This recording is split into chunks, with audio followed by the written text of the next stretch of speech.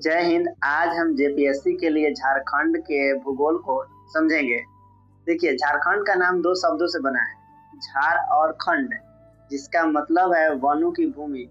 यह पूरा राज्य मुख्य रूप से छोटा नागपुर पठार पर बसा है, जिसे खनिजों का भंडार भी कहा जाता है। इसका स्थिति समझते हैं, यानी लोकेशन।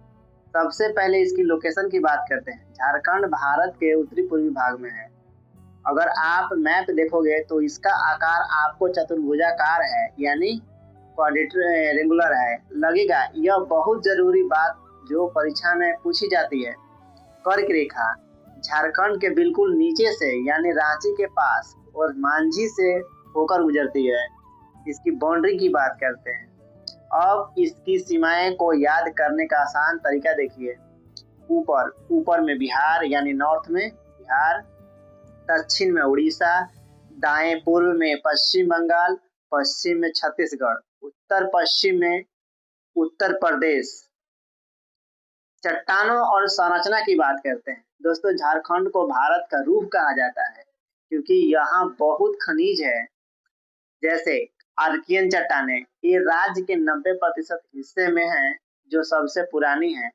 गोंडवाना संरचना, जहां भी यह नाम आए समझ जाइए वहां कोयला मिलेगा, जैसे दामोदर घाटी।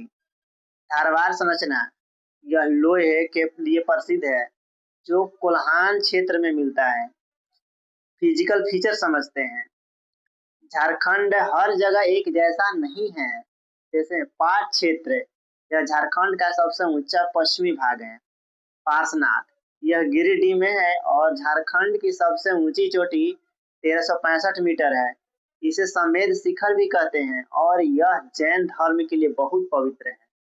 कुछ रिवर की बात करते हैं। यहाँ की नदियां मानसून पर निर्भर है, गर्मी में सूख जाती है। जैसे दामोदर नदी, यह झारखंड की सबसे लंबी और बड़ी नदी है। दामोदर नदी यह झारखंड की सबसे लंबी और बड़ी नदी है। इसे पहले बंगाल का सूख कहा जाता था। स्वर्ण रेखा नदी, इसकी खासियत यह है कि यह किसी और नदी में मिले बिना सीधे बंगाल की खाड़ी में गिरती है। प्रसिद्ध हुंड्रू जलप्रपात इसी नदी पर है। प्रसिद्ध जलप्रपात स्वर्ण रेखा नदी पर है। एग्जाम के लिए रिवीजन करेंगे। कुल क्षेत्रफल 79,714 वर्ग किलोमीटर है। भारत का क्षेत्रफल का 2.42%। मुख्य मिट्टी लाल मिट्टी, लगभग 90% भाग में है मिट्टी है। जलवायु, यहाँ की जलवायु उष्णकटिबंधीय मानसून है। यह था झारखंड भूगोल का एक छोटा सा परिचय।